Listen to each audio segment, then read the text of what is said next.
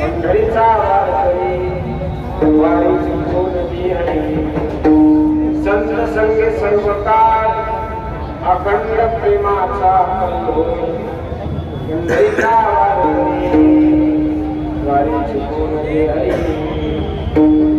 चंद्रभागे स्नान कामागे चिदान पंढरीचा वारकरी वारीच बोलती हरी पांडुरंगा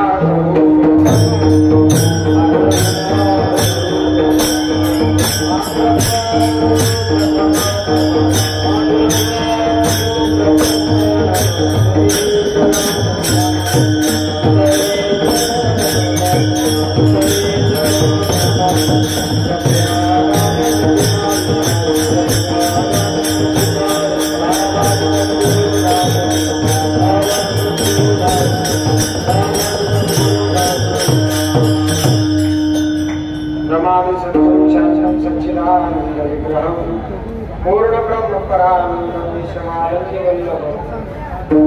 गजानना परम मंगला भावना अशी सवगी विदुर्वासना नसे त्रिभुवनामध्ये तुझविने आम्हा आसरा हरी परिणतावरी बहुदयानुषादरा जयांचे किलियासना होय सकल विद्यांचे अधिकरण हेची वरी दुसरी चरण श्रीगुरूंचे ते नमस्कार मी आता सोडी हरी प्रति माझी पुतणी करी ज्ञान पुतळी हे जीवावे माझ्या जन्मोजन्मी तुझा दास पंढरीचा वारकरी वारी चुकून दे हरी भगवत चरणावर सेवा समर्पित करण्यासाठी निवडलेला आहोत महान भगवत भक्त विश्वाच्या परमात्म हृदयामध्ये विराजमान असलेले जगद्गुरु तुकोबारा यांचा 4 चरणाचा अत्यंत महत्त्वाचा सुंदर असा अभंग याचं चिंतन आपण पाहत आहोत. अभंगाची भूमिका मांडत असताना जगद्गुरु तुकोबारा या अभंगामधून भगवान श्री पंढरीश पांडुरंगाच्या समोर दान मागतायत मागणी मागतायत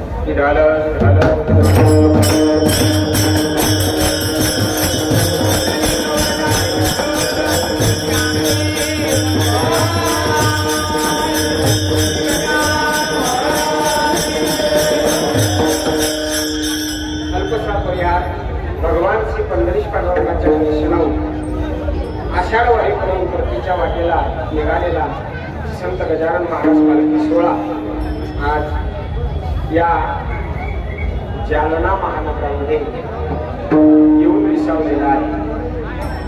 प्रतिवर्षी गेले 54 वर्ष झाले 55 वर्ष आहे या ठिकाणी महाराज सर्व भक्तांना आणि आपलं सानिध्य आहे त्या ठिकाणी येत आहेत आणि सर्वांना दर्शन देऊन एक प्रकारचा आनंद आगळा वेगळा असा आनंदाने प्राप्त करून देत आहेत. याही वर्षी मोठ्या आनंदाने आणि ती आषाढ वारी वरतीच्या वाटेला निघालेली आहे. जात असताना मुक्काम दरमुक्काम आणि त्या ठिकाणी करत दररोज नामचिंतनामध्ये हरिचिंतनामध्ये संतांच्या संगतीमध्ये महाराजांच्या समवेत हजारो नागरिक आणि त्या ठिकाणी चालतायत आणि चालत असताना आनंद या ठिकाणी घेता येत. चिंतनाकरता घेतलेला अभंग जगद्गुरु तुकोबा यांचा आहे.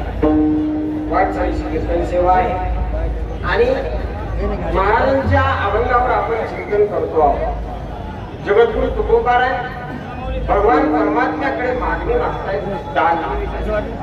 दान मागणं हा आणि जीवाचा स्वभाव आहे.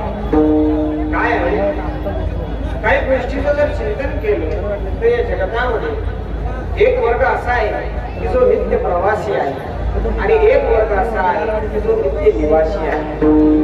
जो नित्य प्रवासी वर्ग आहे तो नित्य प्रवासी वर्ग म्हणजे त्याच्यामध्ये तुम्ही आपण सर्वजण आहोत. कारण आपण नित्य प्रवासामध्ये आहोत. आपला हा प्रवास अनादी काळपासून आणि त्या ठिकाणी चालू आहे. किती जन्म झाला गणित नाही जी दातारा अनेक जन्मापासून आपण या जन्म मरण रूपी रहाट गाडग्यामध्ये आणि त्या ठिकाणी फिरत आहोत. पुनरपि जननम पुनरपि मरणम पुनरपि जननी जठरेशे हे संसारे विस्तारे कृपया वारे पाहिजे आचार्य म्हणतात की या संसारामध्ये या जन्म मरण रूपी रहाट गाडग्यामध्ये आपण फिरतो आहोत. परंतु हा जो नित्य जो प्रवास आहे हा प्रवास कुठेतरी थांबला पाहिजे. ही जीवाची किती कर्तव्यता आहे. कारण जो नित्य प्रवासी आहे हा नित्य प्रवासी आणि नित्य दुःखी आहे. आणि दुःखी असल्या कारणाने त्याला सुखाची प्राप्ती होऊ शकत नाही. सुखाच्या प्राप्ती करता तो धडपड करतो आहे परंतु त्याला प्राप्त होत नाही. याचं कारण काय? कारण जो नित्य प्रवासी आहे हा अज्ञानामध्ये आहे आणि जो अज्ञानामध्ये आहे त्याला आणि सुखाच्या ज्ञानाची गरज ही अत्यंत महत्वाची आहे. तुझ्याकरता त्या नित्य प्रवासी असलेल्या त्या वर्गाला जो नित्य निवासी असा वर्ग आहे त्याच्याकडे जावं लागेल. मग नित्य निवासी जो वर्ग आहे तो वर्ग म्हणजे संत महात्म्यांचा आहे. जो नित्य निवासी आहे नित्य निवासी म्हणजे ज्ञान आणि महत्त्वापासून किंबहुना शिवापासून जो निघालेला अंश आहे अंश हा प्रत्येक जीव जो आहे हा भगवंताच्या अंशापासून ममय वंशो जीव लोके जीव युग सनातन हा मनःष्टानेंद्रियाने प्रकृतीस्थानी भगवंतापासून आणि वेगळा झालेला आहे.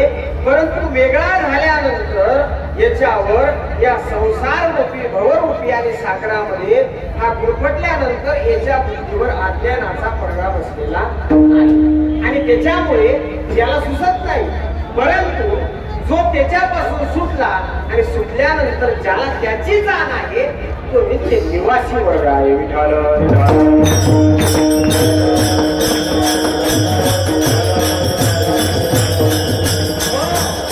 नित्य निवासी वर्ग आहे आणि हा नित्य निवासी वर्ग हा भगवंताला प्राप्त झालेला आहे.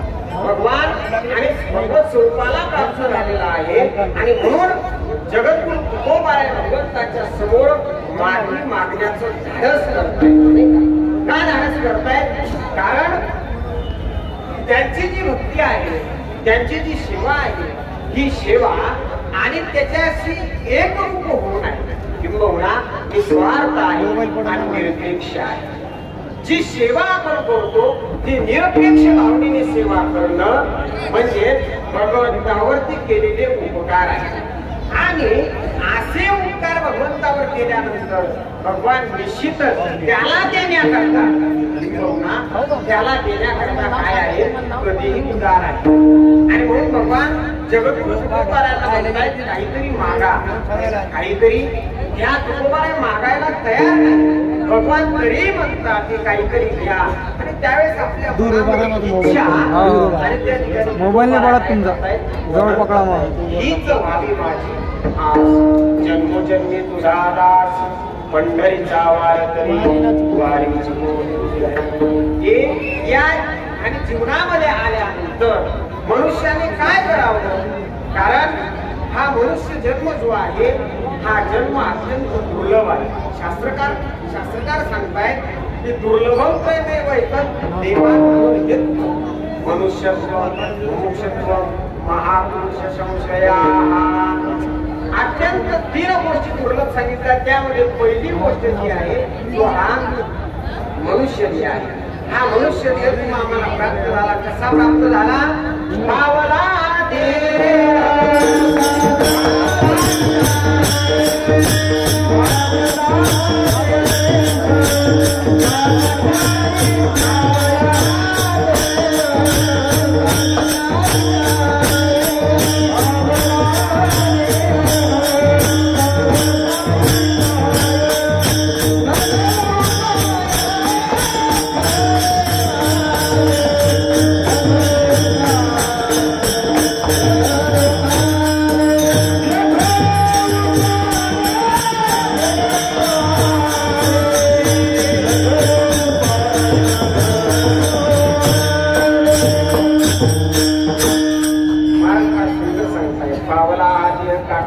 न्याय आंधळ्याच्या हातामध्ये जसा कावा सापडावा त्याप्रमाणे तुम्ही आम्हाला प्राप्त झाला मानव देह अल्लाने दिया काया पिया सोया नाहक जमाना अवघात मध्ये 3.5 हाताचा रथ आम्हाला प्राप्त झाला आणि झाल्यानंतर जर का आपण या देहाचे जोडले पुरवले आणि त्या ठिकाणी याला असं संपवलं तर हे तिच्या माणसा आणि त्या ठिकाणी सार्थक नाही तर मग या जन्मामध्ये आल्यानंतर हा दुर्लभ मानव देह तुम्हा आम्हाला प्राप्त झाला एका नरदेह दुर्लभ झाला 100 वर्षाची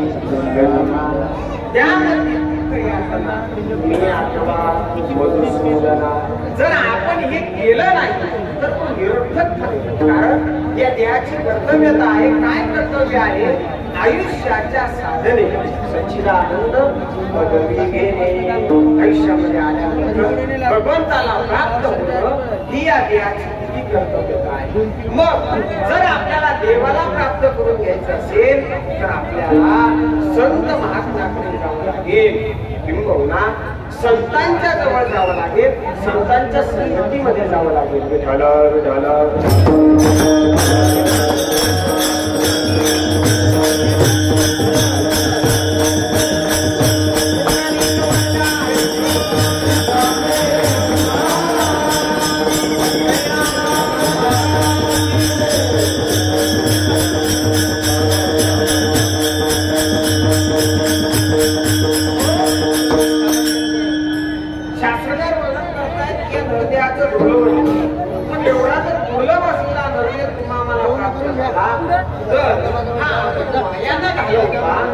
भगवत आणि भजनामध्ये कारण या देहामध्ये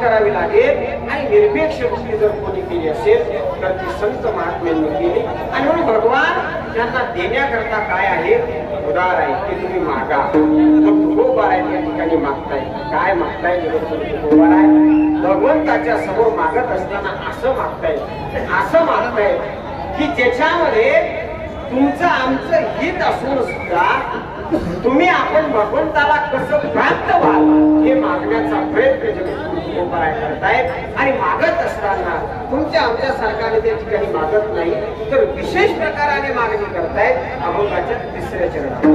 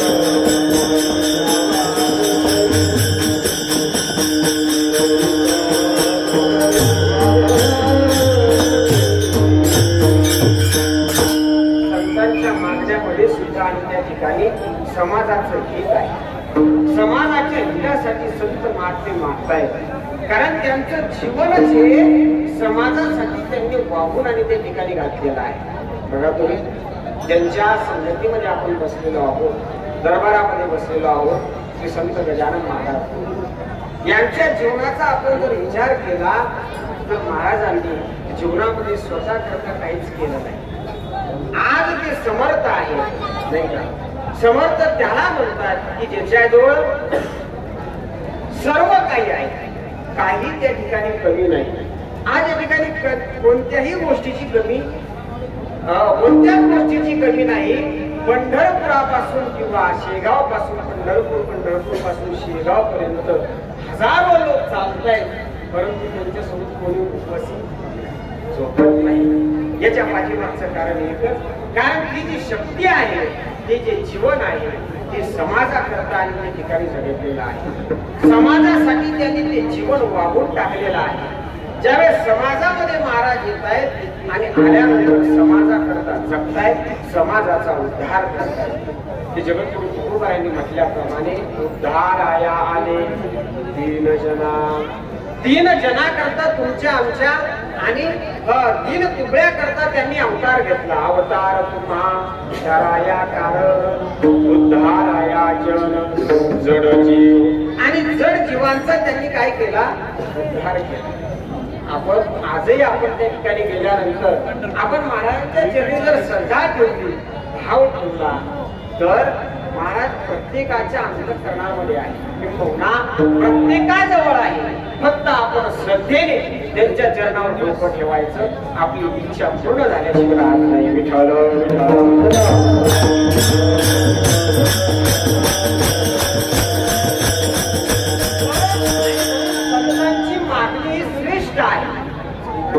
काय आहे?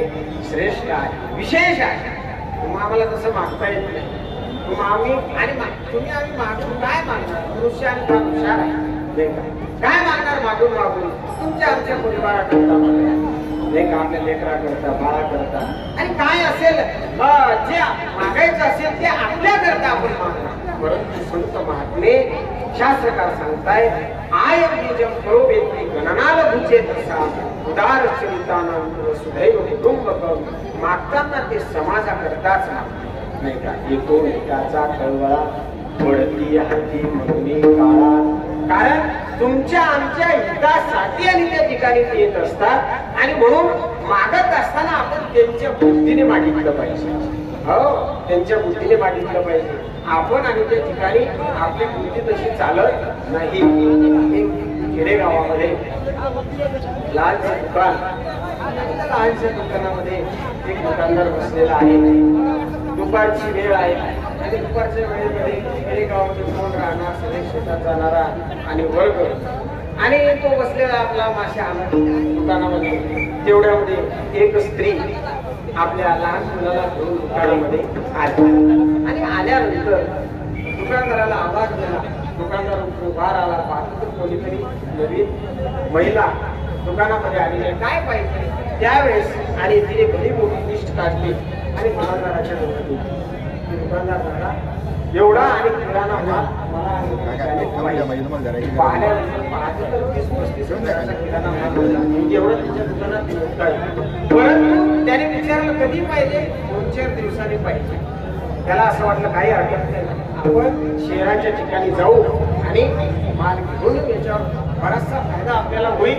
आणि म्हणून त्या ठिकाणी काही हरकत नाही, तुम्हाला माल आणि त्या ठिकाणी मिळून जाईल. आणि तेवढ्यामध्ये त्याचं लक्ष त्या लहान मुलाकडे गेल्यानंतर त्या लहान मुलाचं लक्ष त्या दुकानातल्या आणि समोर ठेवलेल्या ठेवले ते डबे, चॉकलेटची बरण्या, आणि त्याच्याकडे आणि ते पाहत.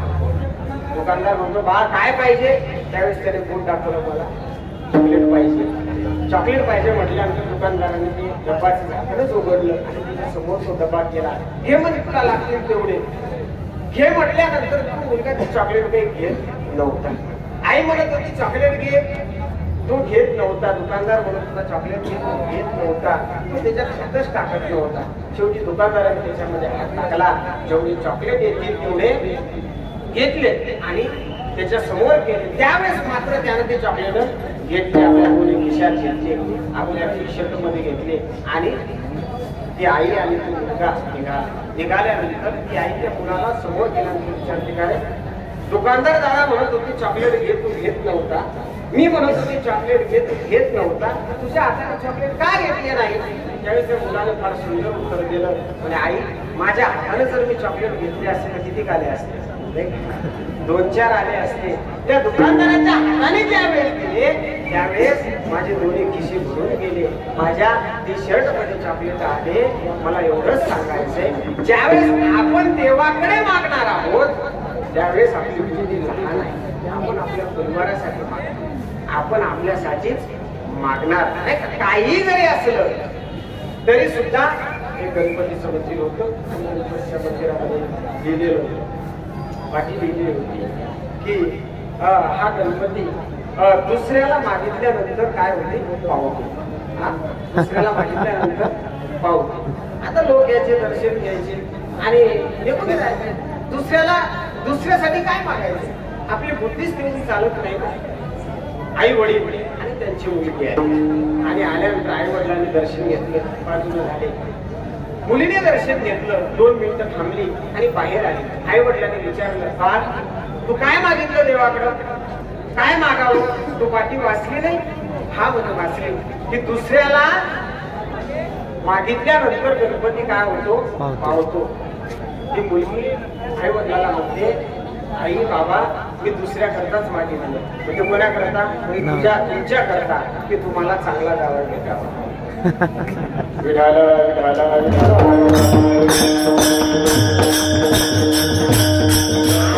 कोणत्याही पद्धतीने देवाचं मागितलं तरी आपण आपल्या करताच मागतो. परंतु संत महात्मे जे मागतात हे पूर्ण विश्वाकरता मागतात. किंबहुना सर्व सुखी पूर्ण होनी ते लोकी. म्हणजे जो आदि सुखी ही संतांची काय आहे? व्यापकता आहे. आणि जगद्गुरु तुकोबाराय मागणी करताय. काय मागणी करताय? संत संग सर्व काळ. देवा जर आमच्या जीवनामध्ये जर द्यायचं असेल तर काय दे? संत संग दे, संत संग दे, संतांची संगती दे. नाही का? संतांची संगती दे. कारण संतांच्या संगतीमध्ये जे सुख आहे ते अन्यत्र कुठेही नाही. आनंदाची जोडा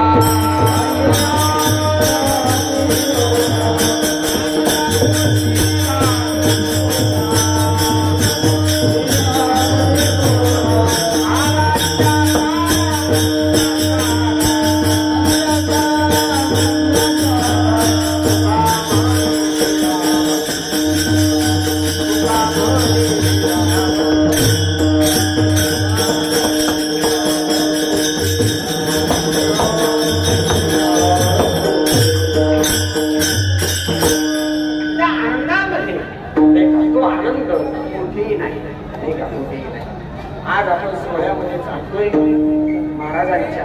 काय तो आनंद आहे? वारीमध्ये जो आनंद आहे जीवनामध्ये असा आनंद कोणत्याही माणसाला मिळत नाही. तुका म्हणे वृद्ध होती तर रे. या ठिकाणी वृद्ध जरी असला आणि त्याच्या कानावर आणि ते ज्ञानोबा तुकोबाराय भजन पडलं आणि पडल्यानंतर तो जर नाचला नाही तर हे त्याच्या जीवनामधलं काय आहे? गुन्हा आहे, गुन्हा आहे.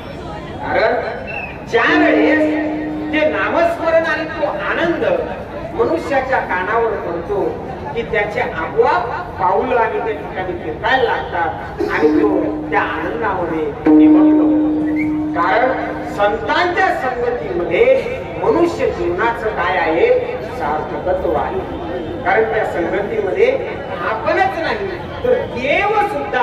आणि काय झाला?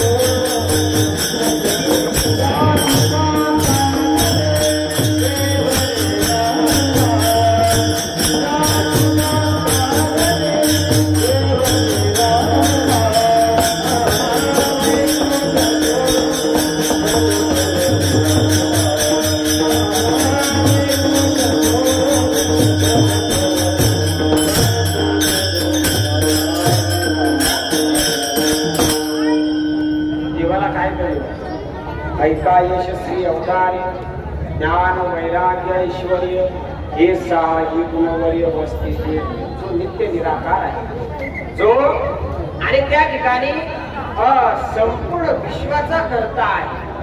वृक्षाची पान आणि ज्याची सत्ता राहिली अंता मनोमोठे, एवढी त्याच्यामध्ये ताकद आहे वैकुंठासारखं आणि त्याला वास्तव्याला आणि क्षेत्र आहे. पण असं असून सुद्धा तो जर संत संगतीमध्ये येत असेल, संतांच्या वेड्यामध्ये येत असेल, तर त्या संतांच्या संगतीमध्ये किती सुख असेल. ज्या सुखा कारणे देव वेडावला, वैकुंठ सोडून संत संग राहिला. वैकुंठासारखा आणि त्या ठिकाणी सोडून भगवान संतांच्या संगतीमध्ये येत आहेत की देवाचा पत्ता सांगत असताना भगवान म्हणतायत की माझे भक्त गाती नारायण